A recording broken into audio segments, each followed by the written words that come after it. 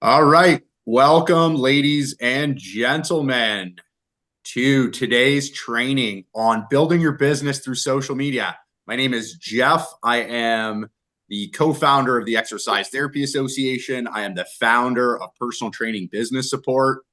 And if you're on this training today, you probably know one or both of those businesses. And so today we are going to be talking about building your business through social media. And we've got some great things planned out here for all of you today. And I want you to participate. I want you to ask questions about things as we go along the way. But I definitely have some things that I want to start off talking about, some major rocks that I found just chatting with gym owners and health and fitness professionals have been very relevant to them. And so they may be very relevant to you as well too. And so we're going to start there. But then if you have questions as we move along the way, just pop them in the chat and we'll talk about it. So I'm going to start out with, how to use social media in general as you need to as a business owner. So the very first important concept to understand is the difference between an influencer, a social media influencer, and someone that's using social media as a tool to build their business. Now, most of you are the second. I don't think anybody on here is an influencer. As good looking as y'all are and as popular as y'all are, I don't think anybody in here is an influencer. Maybe I'm wrong, but that and myself included, right? So that puts us under the second category. The second category is a business owner that is trying to utilize social media to build their business. And so you're a personal trainer, you own a studio, you want to do online personal training sales, all those types of things, right? So that's a big difference between trying to be an influencer. So what are some of the key differences that you need to know about the differences between those two things? When you're an influencer, you're going to use trends. You're going to use what are the trending dances or what are the trending audios or things that people are posting as trends, right? That's something that you're going to stay on top of, and you're going to pivot quickly and be doing all these trendy things because you want your videos to go viral as an influencer. You're probably getting paid by the platform or by product companies for likes, views, and things like that. So that's the second thing as an influencer. The most important stats for influencers are, going viral. How many views did the video get? How many followers and likes do I have? Right? Those are their stats. And then the third being is tricking the algorithm, right? So if I'm an influencer, I do want to utilize all those tips for tricking the algorithm or let's say influencing the algorithm to get my reach out there more, right? And you probably see them online when you're scrolling through your social, which is like, hey, want to beat the algorithm? Try this, or try this if you want to get your more views on your videos and things like that. Those things are work to a certain percentage, to a certain amount, but they are mainly for influencers. Okay. And the reason is because these people are getting paid per view and their goals are different than your goals. Okay. So that's what an influencer is. Most of you are the other. You're a business owner, you're a solopreneur, and you're trying to use social media to grow your business. So what does that mean? Well, that means we care less about the trends. It's not that we're ignorant to them, but we care less about the trends, the trending musics and things like that. And we care more about strategy. What is my strategy in order to grow my business and get customers? Okay. The second thing is that we as business owners, we don't care about followers. How many followers do I have? We don't care about, going viral. We don't care about how many views I get on my video or how many likes I have. Those are not stats that as a business owner help you. The stats as a business owner that help you are customers. Okay. So how many customers do we get? And that is more indicated by stats like engagement. How many shares does your post get? How many saves does your post get? How many people are actually commenting and interacting with you on your content? Those are the stats as a business owner you care more about, because going viral and getting more views doesn't put any more revenue in your pocket. Okay. So we don't care about that. Like, yes, it'll expose more people to who you are, but my question is, are those people your customers? Right. And so then the third thing is rather than trying to trick the algorithm or use these like, these little things that work for a while, and they do work for a while, then, the platforms figure them out and they figure out how to change the algorithm around them, is we care more about consistency, nurturing people in your audience and bringing the right people in on a consistent basis. So those are the big differences there between I'm an influencer and I'm a business owner trying to use social media to grow my business. And this is important to know because a lot of people get confused. I see a lot of like health and fitness pros, trainers out there that are like, oh, I should do this trending audio, or I should, and it's like, well, is that really going to move the needle in your business? Right. Or, I don't have any followers or enough followers. I got to get more followers in order to get customers. And they say, well, what percentage of your followers are actually buying from you? And if the answer is zero, then we have a different problem than followers, right? We have to get customers into our world. A lot of the personal trainers, I do business coaching with personal trainers, with studios, with online salespeople.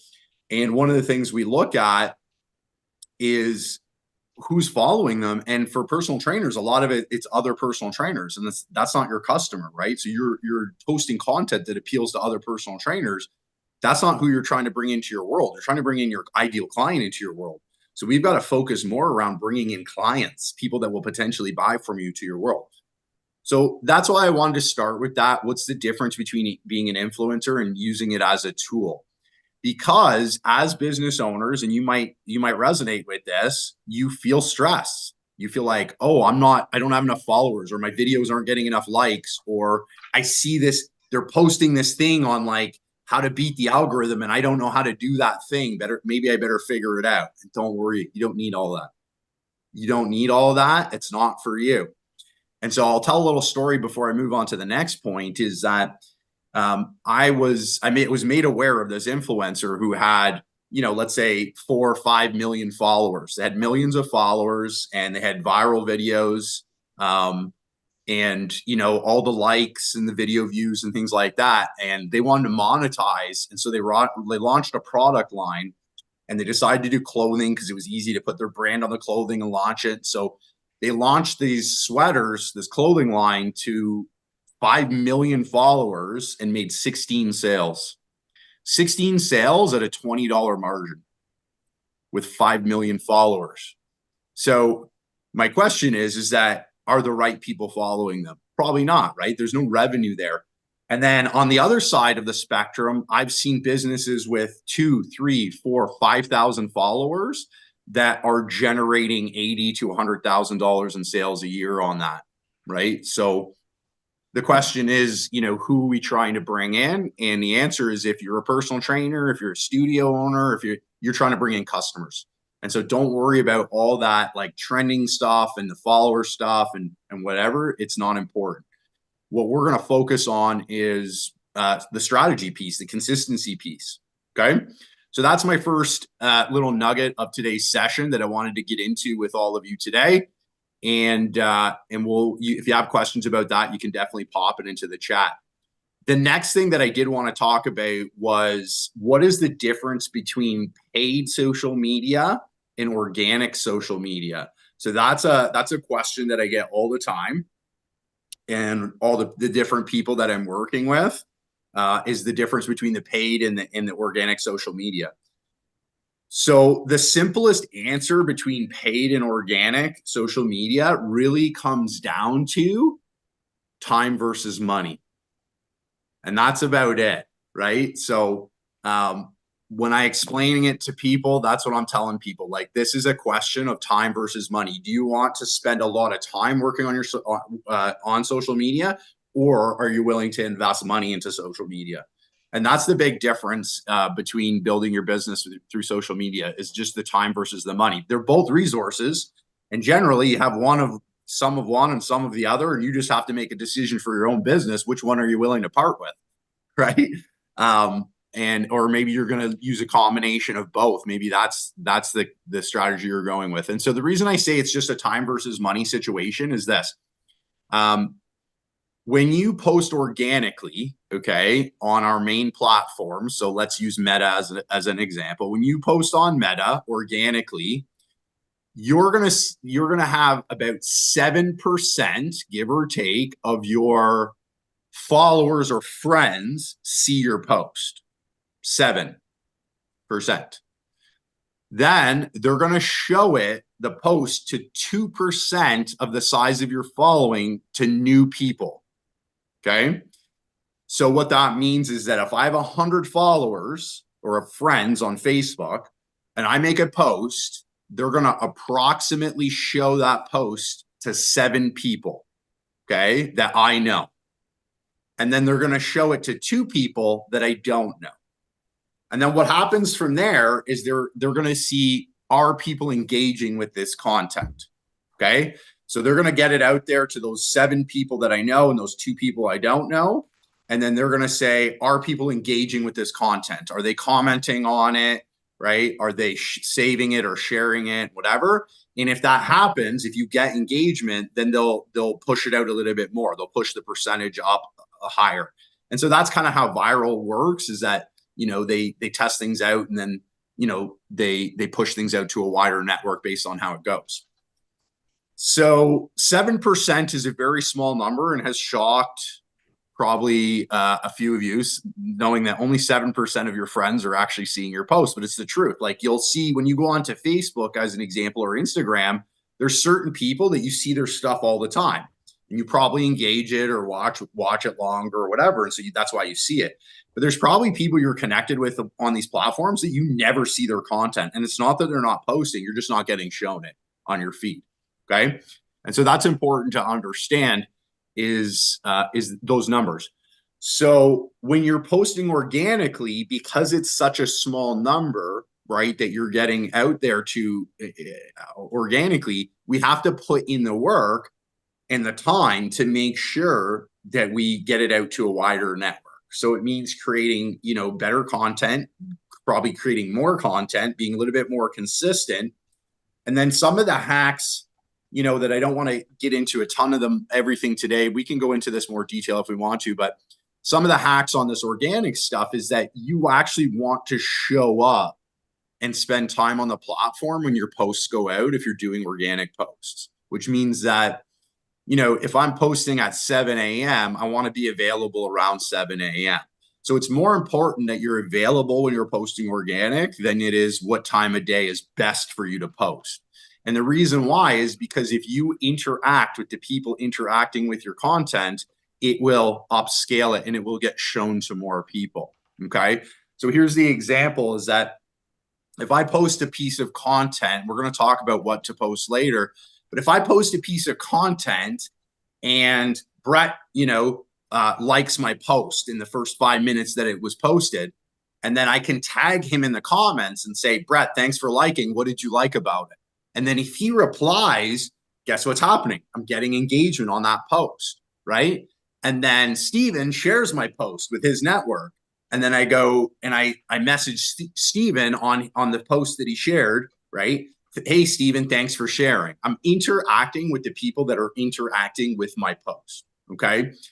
This is a technique that is really good for getting your organic content more engagement and more interaction, but it takes you showing up. You have to show up and do this. And then the other thing you have to do is you can't just do it with your posts, but you actually want to be commenting on other people's posts and engaging with their content, because the platform wants engagement. It wants people communicating back and forth. It wants people to spend time on platform. And if you don't spend time on platform, it's not going to reward you. But if you spend time on platform, then they will reward you. And so whose posts do you want to comment on, right? Well, typically you want to comment on your customer's post, right? So you know, if there's other trainers you're collaborating with, yes, definitely you can interact and engage with them, but you want to center your focus around your ideal customer, right? So if I have a client, as an example, that I'm friends with on these networks and they post content, then I can engage with that, right? So it could be like, okay, so Damien's my client at my gym and he posts something about his personal life. right? Then I can just go on and say, hey, Damien, you're looking good. I'm looking forward to see, like, I like what you posted here. I'm looking forward to seeing you in the gym next week, right? So I'm tying it back, right? And so it will reward me for the time on the platform. Not only that, but Damien's network will see that Jeff commented on it and Jeff owns a gym because I've said I'm going to see him back in the gym next week, right? So this is just one example. You can do that in a lot of different creative ways. Let's say a lot of your ideal customers are, executives. Well, then you can find executives that are in your network and comment on their posts and stuff, right? And interact with them. They may put out a comment about like hiring, right? And you might comment and say, hey, I love this. This is great. One of the things I look for hiring that a lot of top companies look for when they're hiring is people that are fit, because that shows discipline and it shows people that are going to take care of themselves, right? And be there to show up for work. Boom. So now I've put something about fitness, my profile as a fitness professional, on an executive post, and their network of executives will see it. Okay. So these are a couple of strategies around organic, because in order to make my organic social media grow, I have to invest my time. So I have to invest in more content, probably posting more content, and I have to invest my time in being on the platform so I get rewarded and it gets out there more. Now, when I say being on the platform, it doesn't have to be for hours and hours a day. You might schedule 2 20-minute sessions a day or 1 20-minute session a day or whatever, but you can't post and ghost. You got to show up. Okay. So that's part of like the organic piece. So what's the difference now with paid piece? Okay. So the paid piece to social media is you're going to just pay to get it out there. I don't have to show up. So let's say, for example, I've got a good piece of content, right? That's edutainment, like it's educating my ideal customer on a particular aspect, and it actually performs well. I get a lot of engagement on that particular post. I can turn that post into an ad that creates awareness. And an awareness ad would basically be an ad that has no ask in it, meaning that, I'm not asking you for you to buy anything or download anything right now. I'm just going to put some money behind it to get it out there so people see this. Okay. And so it depends on what type of content it is, but typically you can get, video views from anywhere from 5 to 10 cents a view. So meaning if I spent $5 a day, I'm getting hundreds of views, thousands of views a day on that content. I'm paying to get it out there, which means now I'm investing money. I've got to spend that money to do that, but I don't have to show up at a certain time of day. I don't have to engage. I'm paying the platform to get it out there for me. Okay. And you can do that with other types of posts besides videos as well too. But that's the idea. So if you're trying to build your business, I'm a personal trainer, I'm a studio owner, I'm a solopreneur, I sell online courses, whatever, or online programs for fitness clients. When it comes to my social media strategy, I have to just make that decision. Am I willing to invest money into this and go with the paid route, or am I going to invest my time into this and spend a decent amount of time per week working on my social media, or someone on my team is, going to work on their social media? Or am I going to do a combination of both, right? A little bit less time, but some time, and a little bit of money, but not too much money. You can kind of go half and half if you want to. They just need to work together. So that's the big difference there when it comes to, paid versus organic on social media. So does anybody have any questions on that piece there, the paid versus social media, before we move on to our next bullet point there? Let me get down to my questions. No questions on that. So you can ask a question later. I'll just jump to the next one. And then if you have questions on coming back to that paid versus organic strategy, we can come back to that. Okay. So we've talked about the difference between, being using social media as a tool to grow your business and being an influencer. And then we've talked about paid versus organic social media. The next thing we're going to talk about is which social media platform are you going to use? Am I going to post on? Okay. So I always coach people on this sort of thing. The right social media platform for you is the intersection of your strengths as a creator and where your client is. Okay. So your strengths could be writing, your strengths could be creating videos, your strengths could be like good photography or images, creative, right? These are, or your strengths could be talking or presenting, right? And so those might be your strengths. And then we have to find out where your customers. So what do I mean by that? Well, I might be good at creating like video with trending music and stuff. And that's really great on TikTok. That has a chance to get good views and good engagement on TikTok. But is my customer there? And I don't know the answer to that. It's based on who your ideal customer is, right? So TikTok's going to obviously trend a little bit younger. It depends on what you're selling, right? When I work with B2B businesses, where businesses are selling to businesses. Exercise therapy is an example of that. We're selling to business coaches and stuff. TikTok has not been the greatest for that type of engagement. But if I'm selling to a consumer product, if I'm selling Coke or hats or things like that, then TikTok might be a great place for me to do some sales. So it really depends on what you're selling, whether your customer's there or not. Okay.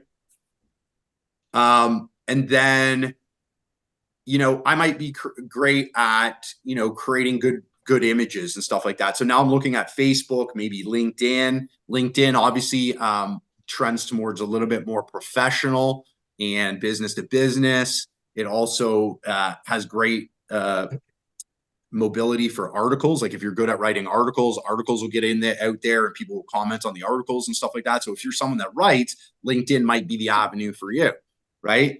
Podcasts are another example. Like I can put snippets of podcasts on different social media platforms and have my own Spotify channel. And that's, again, someone that's good at presenting, maybe not good at writing, things like that. So again, we want to look at what are my strengths. And then the second thing is, that's the content side of things. The second thing is that where are my customers, right? So B2B, I'm selling to other businesses. LinkedIn is a better platform for that, right? Product sales to consumers, a younger crowd. Now I'm looking at TikTok. The biggest platform, the most dominating platform is still Meta to this day. So it has the most people on it across both of its platforms. So that being Facebook and Instagram, it is very dominating, and there's a lot of people. So a lot of people are using it. If your customer is maybe a little bit older, they might be more so using Facebook. If they're trending a little bit younger, they might be using more Instagram, right? And then the last category would be YouTube. You can definitely use YouTube. How-to videos are great on YouTube. Series of I'm going to do a series of videos on a certain subject, educational series, things like that. And it works off the same idea where it's going to push your video to new people and, see how it does and that kind of thing. So those are the types of platforms. You got to choose what you're going to do. So for a lot of the businesses I work with, we are using Meta because we're using a combination of paid and organic strategies. The costs for paid tend to be a little bit higher on LinkedIn. I'm specifically working with health and fitness coaches, and I've just found that those types of services are not doing well on TikTok in terms of sales and leads and things like that. And then YouTube would be a little bit of a different beast. It takes a little bit more thought going into the creative, unless you're doing YouTube shorts and stuff. You can use it as a backup, but I'm working with a lot of people that are using the Meta platform. Okay. And so that's where you want to figure out, okay, what kind of content am I good at creating, or do I want to create for my customer? And where is my customer showing up? Because if your customer doesn't show up on the platform, they're not going to see any of your information. So you're not going to build your business. Okay. So you want to know, yes, my customer is on Meta, my customer is on TikTok or on YouTube or whatever. And you need to do the customer research to figure that piece out. Hopefully that makes sense in terms of what platform you're going to choose. Okay. The other thing about choosing a platform is you want to make sure that, sorry, I just had a question come in. I'm going to answer. Which is better, personal versus business for the platform? It really depends on what you're doing. So if I run a studio, I'm going to have a business profile and then my personal profile, right? So I know Brett runs Body and Mind Athletics. And so I'm going to have a Body and Mind Athletics page and profile on Instagram. And then I'm going to have my Brett profile and page.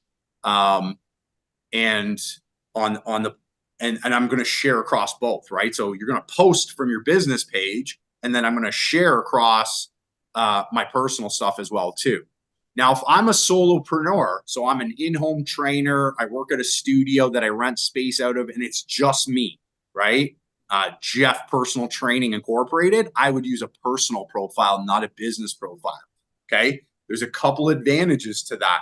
You're going to get more, you don't have to do the work to get people to follow a page for them to see the posts, because it's anybody that you're connected with already organically, right? And then the second thing is they get a little bit of a sneak preview into some of your personal stuff as well too, your family pics, the things that maybe you went on a hike on the weekend and stuff. And that actually does a really good job in nurturing people to say like, hey, this is the kind of person I want to engage with or buy from. Like, I like hiking, they like hiking. Oh, they're a family person, they must be trustworthy. You know what I mean?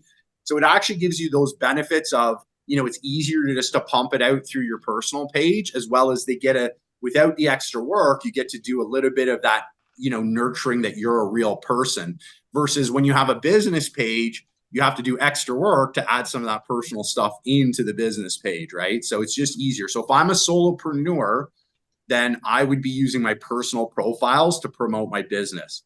But if I own a studio, right, or something like that, then I would be using a page, and then associated across my personal profiles as well too. I'd promote that stuff. So hopefully that answers the question on that. Okay. So coming back up to the platforms that we want to choose, is the other thing about choosing a platform is not spreading yourself too thin. Okay. So sometimes, we feel the pressure, like I have to be on all the platforms so everybody sees my stuff, right? And I feel that pressure sometimes too. So it's not abnormal if you feel that way, but it gets us caught because we only have so much time in a day. So I would rather see you double down on a single platform like Meta and do it really well and get good at it, right? Before I see you doing other things, before I spreading across more platforms. So if you are spreading across multiple platforms, I would make the assumption you are already got a really good system of generating customers on the first platform that you're on. Okay. Meaning this, if I can generate customers on Meta, and I have regularly customers coming on a regular basis, whatever regular is for your business, then I can now start to branch out and incorporate YouTube and LinkedIn and TikTok and other platforms. But until I figured out that one platform and how to actually generate customers off that platform, I shouldn't be moving on to other things. I should keep my focus there, and I should be changing and adapting my strategy and working on my strategy to create custom customers on that single platform. Don't spread yourself too thin. If you do all the things and all the platforms, the quality of content goes down, your strategy gets confused. Okay. So stick to the single platform. Now, when you figured out a system and it's going well and you're starting to generate customers, that's when you can start to branch out to other platforms. Okay. But if you haven't figured out how to generate customers on that platform, then you've got work to do before you move on to other platforms. Okay. So hopefully that makes sense there on which platform to choose. Get into a platform, do it well, generate customers before you spread yourself out. We had another question from Brett. What types of paid posts have you seen the best revenue return from? So I run paid ad promotions for businesses, and what I do is I do a layered approach. Okay. So a layered approach is this. I look at what's doing well naturally, and I say, okay, I want to now create some awareness ads from that. So it might be an education post that they put out and it did really well. People liked it. They talked about it. They saved it. Great.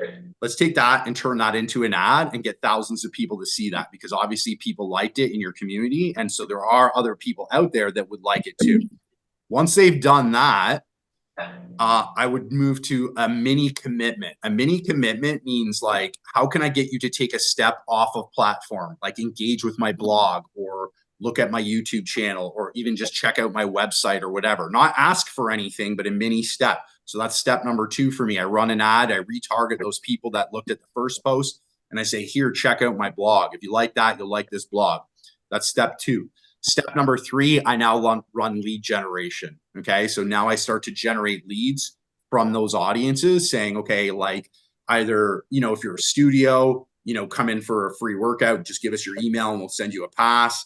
If I'm a trainer, it might be, give me your email, I'll give you this tool, get my guide for this, or I'll send you 3 tips, personalized, customized tips on fat loss if you send me your email. I'm generating a lead. A lead means I can contact them. I have their phone number, their email, whatever.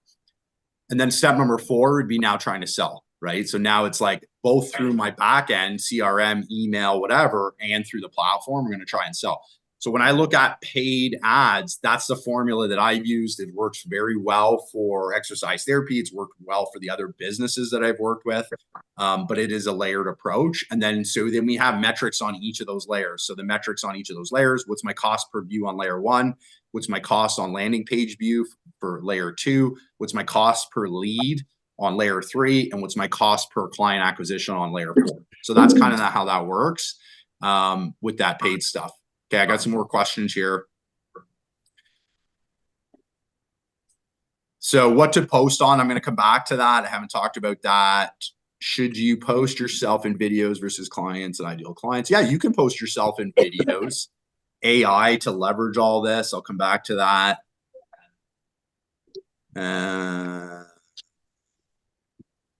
Should we have a website linked to our Instagram page too? Yes. Where are people going to buy from you? So if I'm a solopreneur or I'm a business, I need to where are my people buying? So eventually I'm going to ask people to buy, and there needs to be some sort of direct connection to where people are buying from. And that's usually going to be some sort of website or thing like that. Okay. Okay, so let's move on to the next step, and you can continue to filter those questions in, and I'll go through them as we go. But we talked about, again, okay, using it as a tool to grow your business. We talked about paid versus organic. What's the difference? We talked about which platform to be on, and then focusing on a single platform before we spread ourselves out too thin, and actually generating customers off that platform before we move on. Okay. So the next piece is, what are the most important factors if I decide I'm going to be on Meta or I'm going to be on YouTube, what are the most important factors that are going to make a big difference in growing my business through social media? And I have 2 most important factors for you. Number 1 is strategy, and number 2 is consistency. Okay. And we're going to talk about both of those. So strategy means that I'm not just posting stuff that I think people will like, and I'm not just throwing stuff out there, but I actually have a strategy thinking like, okay, if I was Bob who wanted to drop 20 pounds and get in shape, what would help me move forward to engage with someone to do that, right? Like that's the question I have to ask. So you're looking at your customer journey. Ideally, you've done a customer journey before you get into your social media strategy, right? But I need to know my customer journey. Where is Bob at in his journey? Like, is he ready to do something about it? What's his barriers to success? Like, what does he need to hear from me to take a step forward? What's he afraid of or worried about? I need to understand my ideal customer, where they're at the journey, and that informs my strategy. Then I create my content around my strategy, right? Saying, okay, well, Bob needs to hear that there are other people like him at our gym, right? Bob needs to hear that he doesn't have to be in good shape in order to get started. Bob needs to hear it's not going to be hard. It's going to be simple. He just needs to show up. Whatever Bob needs to hear to take a step forward, that's what I'm creating my content around, right? So that's the first thing. And I'm going to come back to what to post in a second, but that's category 1. So the most important thing about creating social media content is not winging it, is having a strategy. So don't wing it. Don't throw stuff out there. Create a strategy that's got some thought into it that says, how do I move someone from seeing me, seeing Jeff Mellis, personal trainer, to buying from me? Okay. And so that's what we want to try and do, is have that strategy behind it when we create that. Number 2 is consistency. So it takes a lot of contact points with people to turn them into customers. Trust is going down. Online trust is at an all-time low right now. I've been pivoting with a lot of my customers and the people I coach. Like, we're pivoting monthly because the online trust is going down.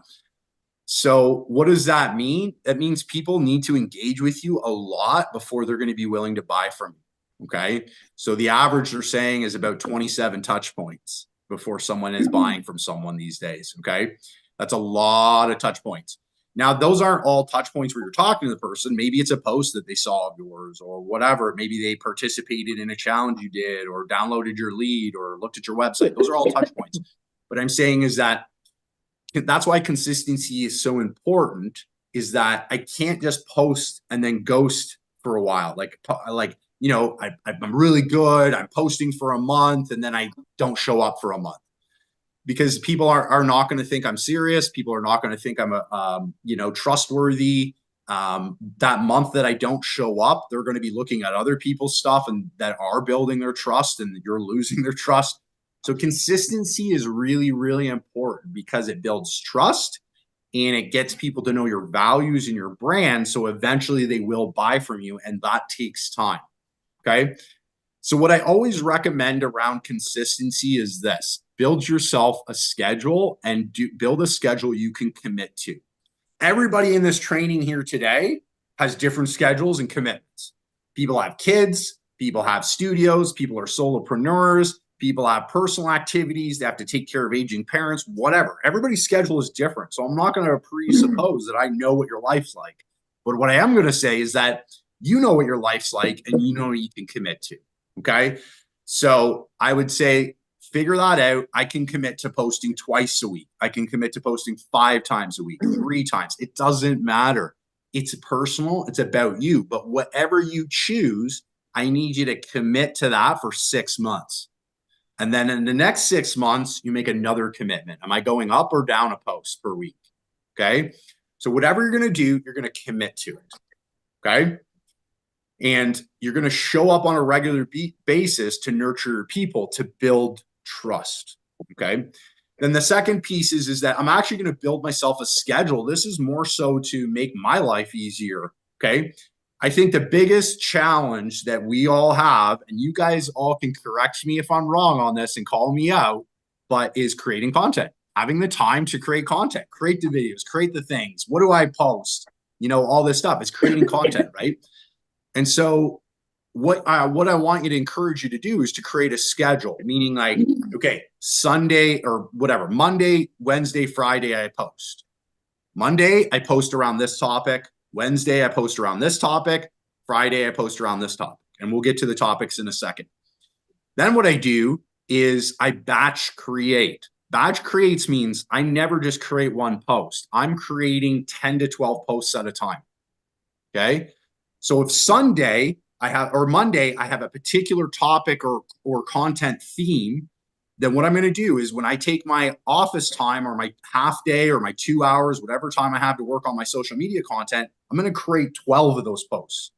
And I'm going to put them in Google folder or Dropbox folder with the copy, with the images, everything. It's ready to go. I'm going to schedule it all out.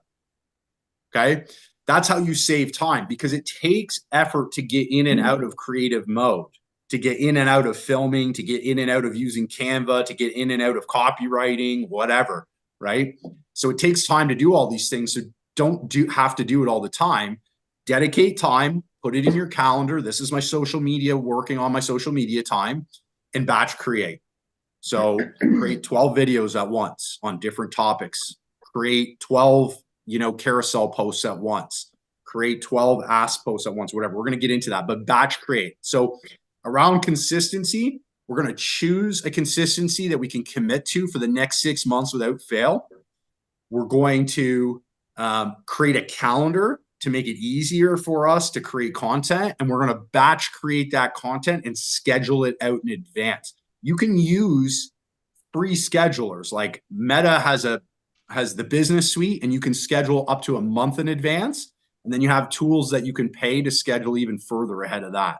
Right? That it's like a $10 a month fee or whatever. So there's a lot of different ways you can schedule this, but that's how you're going to create consistency. Because when you're consistent, then your customers you can earn their trust, and they will see more of your content if you're doing it organically, obviously, because they're showing up. Now, with the companies that I have using a paid and organic strategy, the paid is generally to bring new customers to follow the page and start, engaging with the page or engaging with the business. And the organic strategy is to nurture them and warm them up to get ready to buy. So I use paid to bring them in. I use organic to get them warmed up to buy, right? So we use a combination of both strategies, okay?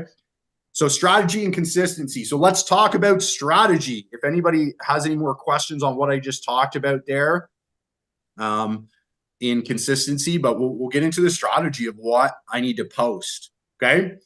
So what I typically recommend is there's 4 things you're going to post on. 4. That's it, okay?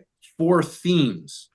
So here are the themes that I recommend that the health and fitness professionals post on. Now, you're all going to take a different stance on those themes because it's personal to you and your business. But here's the 4 themes. Number 1, your values as a business, okay?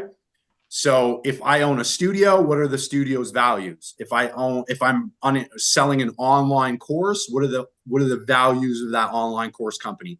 If I'm a solopreneur, I work at a big box gym, I do in-home training. What are my values, my personal values? Okay. So when we talk about values, we're talking about things like, what's your training style? Like, are you a CrossFitter? Do you love kettlebells? Are you helping people get pain-free? Like, do you love barbells? Whatever. What is your training style? Okay. Because people are going to resonate with different training styles, which is great, because if Steven uses kettlebells and Carl likes, using body weight exercises, great. They're going to naturally attract those people. You don't need to have the same customers. You're going to have different customers that want to train the way you train. Okay. So training style is one of the topic or values that we can create. Beliefs. What are my beliefs as a business? Okay. So what do I stand for or believe in as a business? Customer service. Do I believe in a loud and exciting, competitive environment, or do I believe in a more calm, nurturing environment? Whatever. What are our beliefs as a business or my beliefs as a pro? The next one is, I talked about a little bit, environment. What's the environment you provide? Is it safe? Is it, is it exciting? What kind of people are in that environment? Is it one-on-one? Is there other people? Whatever. So what's the environment like? And what are the values of your service? Are you full service? Do you believe in holistic service? Are you focused on strength? Do you believe that getting people strong is the key to answering all their problems? Do you train people to get good at their recreational hobbies for life, or do you train athletes, right? Like what does your service stand for? So those are all just different little topics around values. So what I'm going to do is I'm going to, use a document, like I use a Microsoft Word document, and I'm going to create 12, 15, 20 ideas around my values. And then I'm going to edit them and refine them until I feel like I have good stuff. And then I create the content. Okay. So that's one of the things we're going to post around. Another thing we're going to post around is called edutainment. Okay. So it's basically education and entertaining people at the same time. We wish we could just educate people, but if it's not entertaining as well, they will leave if it's too boring. So we got to edutain people. And so edutainment is basically providing value to our ideal customer. Now, this is an important piece, okay? Because a lot of times I see fit pros posting like technique things, like, this is the angle when you squat, you have to do this, and the angle your shins should be at, and yada, yada, yada. And I want to ask you, does your client care about that? So Bob, who works at the bank that's trying to lose weight, does he care about that? If not, why are you telling it to him? What does Bob care about? Let's post about that, right? So maybe Bob cares about how can he fit in more workouts per week on a busy schedule. Maybe that's my edutainment. Hey, Bob, here's a 10-minute workout that you can do at home, for the days you can't make it to the gym. That's an edutainment for Bob, not, what is the angle of his femur or his tibia, because he doesn't care, right, about that stuff. So you have to take your ideal customer into consideration, that when you're creating education tips for them, it has to actually be for them, for what they would care about, not what you care about as a fit pro, what they care about as a client trying to get to the desired outcome they're trying to get to, whatever that desired outcome is. Okay. So So that's an idea that we're going to post on there in terms of edutainment.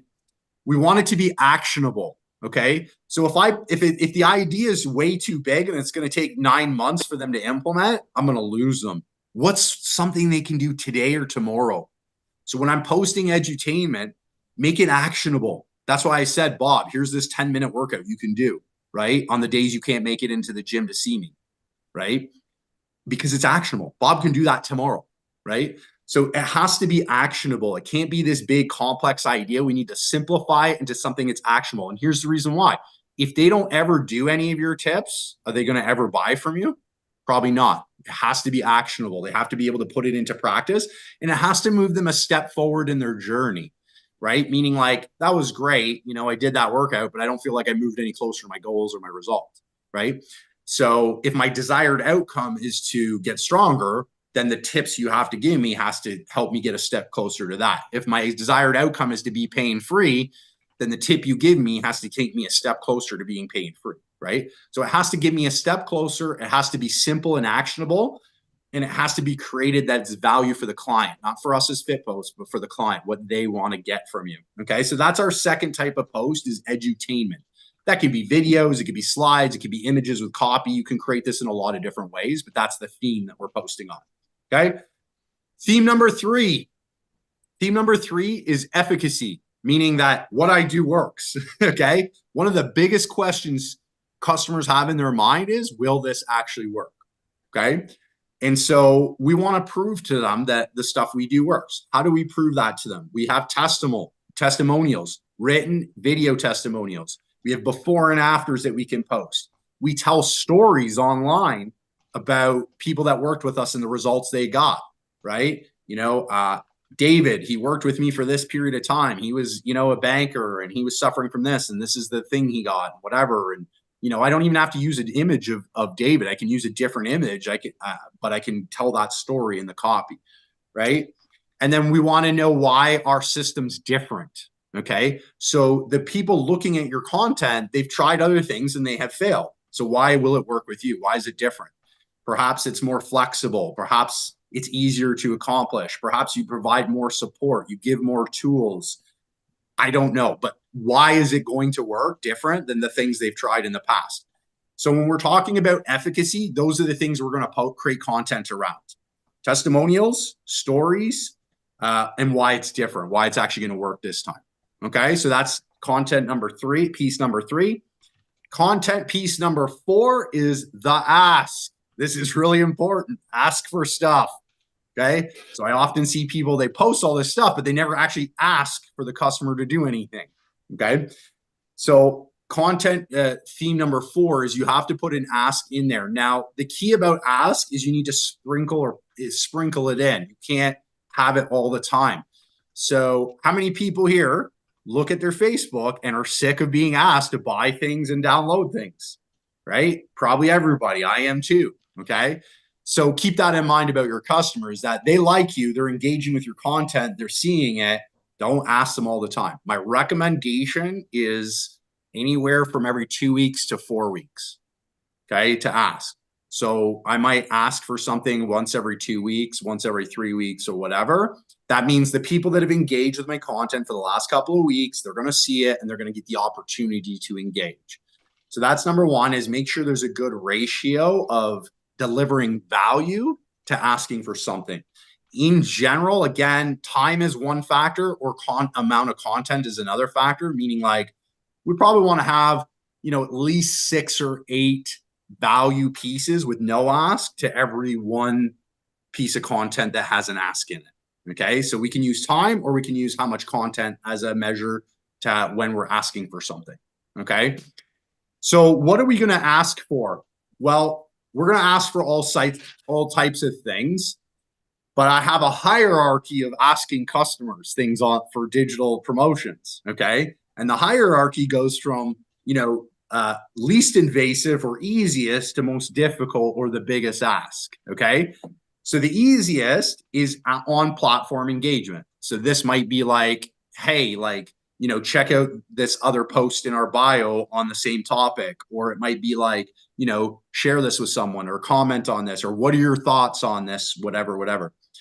So that's not very big ask. It's just asking someone to engage with your content. It's very light. Okay.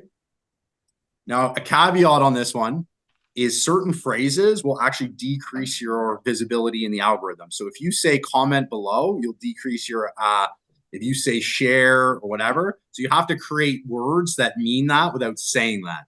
So what are your thoughts is a good way to say comment below without saying comment below, because when you say comment below, the algorithm figured out a couple of years ago that people were doing that, and it now down regulates your content when you put the words comment below in your post. Okay. So what are your thoughts on this? Whatever. Do you know anybody that might like this? Stuff like that. Don't use those words, but say those same things in a different way. That's the least amount of ask. Now we're going to level up to the second kind of ask is off-platform engagement. So off-platform engagement means that I want you to go off of Meta, off of TikTok, whatever, and check me out somewhere else. But I don't want anything from you. I don't want your phone number. I don't want your email. I don't want you to buy anything. I just want you to go off the platform. Okay. So going off the platform might be going to check out your YouTube channel, your blog, checking out your podcast, whatever. Okay. So they're going off the platform to check you out in a further way and get more value from you. The reason this is level 2 is because they're now saying you're actually worth my time to take another step and get off this platform and whatever, because it takes more effort or time, right? And it takes more mental effort for them to move off platform and engage with you. So you've leveled up your ask. Level 3 is you want to get contact information from them. So you're going to actually ask them for their email, phone number, whatever, permission to contact them somehow. That's level 3 ask. It's a little more difficult because now they have to give you their email and they know you're going to email them, or they have to give you their phone number and they know you're going to text or call them, right? So that's the next level of ask. Okay. And then level 4, or the highest level of ask, is buy for me. Book in a consult where I'm going to pitch you or purchase this product or whatever. So that's the hierarchy of asks. And you can use all the hierarchy of asks, but you have to understand you need to move people up the hierarchy. If someone's new into your world and you ask them to buy right away, you will turn them off really quickly. And so it's about move them along the hierarchy, right? So first ask them to engage, then ask them to move off platform and stuff. And that I spoke to that when I talked about paid strategies as well too. It's the same idea. Okay. So that's your hierarchy. So how do you use this? You're a solopreneur. You're a trainer. How do I use this? Well, that's what I'm going to start doing is I'm going to start sprinkling in asks like, what's your thoughts on this? And if someone comments, I'm going to comment back. Thanks for sharing. What are your thoughts? And I'm going to ask a follow-up question. Never not ask a follow-up question when you're engaging with someone online. Never just put thanks, right? I'll put, hey, Carl, thanks for your thoughts on this. And what do you feel about this? Or what's your favorite part about this? Or whatever. I want to keep the conversation going. That's my job. It's my business. At all times, keep the conversation going. Okay. So never just be like, thanks. Always trying to get people to engage more and more and more and more. Okay.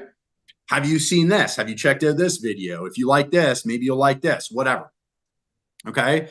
So I would start my social media by asking for engagement. Then I'd start asking people to move off platform. Then I'd ask them to get their email or whatever. We're going to vary it.